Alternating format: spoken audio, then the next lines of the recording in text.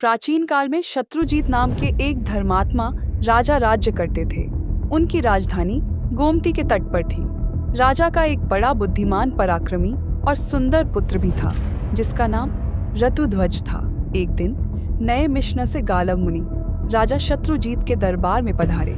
उनके साथ एक बहुत ही सुंदर दिव्य अश्व भी था। उन्होंने राजा से कहा, महाराज, हम आपके राज्य में रहकर तपस्या, यज्ञ तथा भगवान का भजन करते हैं, किंतु एक दैत्य कुछ काल से हमारे इस पवित्र कार्य में बड़ी बाधा डाल रहा है। यद्यपि हम उसे अपनी क्रोध अग्नि से भस्म कर सकते हैं, तथापि ऐसा करना नहीं चाहते, क्योंकि प्रजा की रक्षा करना और दुष्टों को दंड देना यह राजा का कार्य है।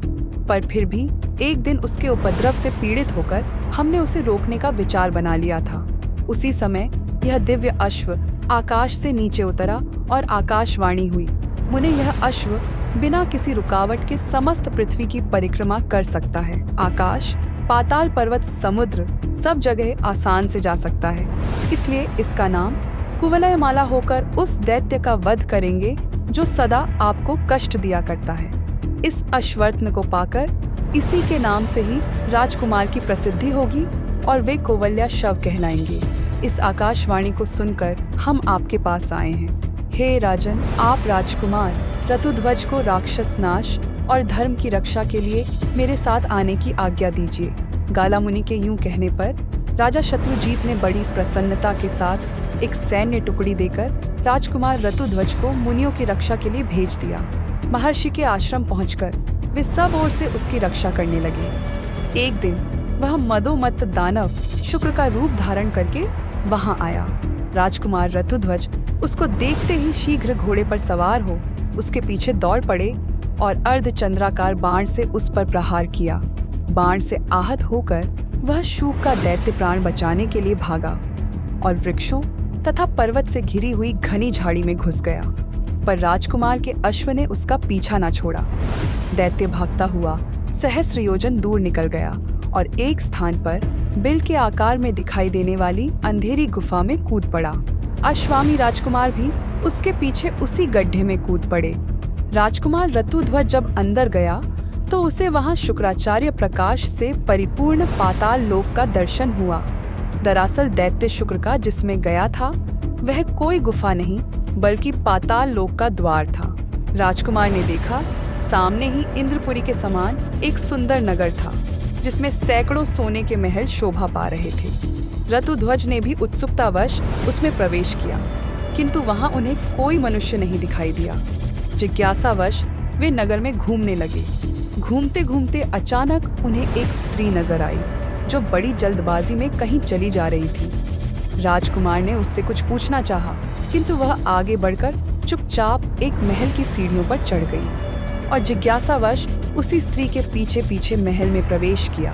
भीतर जाकर देखा तो सोने के बने हुए एक विशाल पलंग पर एक अति सुंदर कन्या बैठी है, जो अपने सौंदर्य से रति को भी लज्जा रही है। दोनों ने एक दूसरे को देखा और दोनों का मन परस्पर आकर्षित हो गया। राजकुमार को देखते देखते अचानक कन्या मूर्छित हो गई। जब वह कुछ होश में आई तो राजकुमार ने उसकी मूर्छा का कारण पूछा, पर लज्जावश वह कुछ भी न बोली और सखी के कान में कुछ फुसफुसाई। राजकुमार की तरफ देखते हुए उसकी सखी ने बोलना प्रारंभ किया, प्रभु देवलोक में गंधर्वराज विश्वावसु सर्वत्र विख्यात हैं। यह सुंदरी उन्हीं की कन्या मदालसा है। एक दिन जब यह अपने पिता के बाग में घूम रही थी, तभी पाताल केतु नामक दानव ने अपनी माया फैलाकर इसे रौ ले लिया और इसे यहाँ पाताल में ले आया। पाताल केतु का निवास स्थान यहाँ से थोड़ी ही दूर है। पाताल केतु ने कहा है, मदालसा अगर राजी हो, उसकी बात मानती है तो ठीक, वरना आगामी त्रयोदशी को वह इसके साथ जबरदस्ती विवाह करेगा। पर मेरी सखी उस राक्षस के साथ विवाह करने से पहले मरना पसंद करेगी। कुछ दिन पहले ही की बात है, जब मदालसा ने आत्महत्या का प्रयत्न किया था, उसी समय कामधेनु ने प्रकट होकर कहा, बेटी, वह नीच दानव तुम्हें नहीं पा सकता।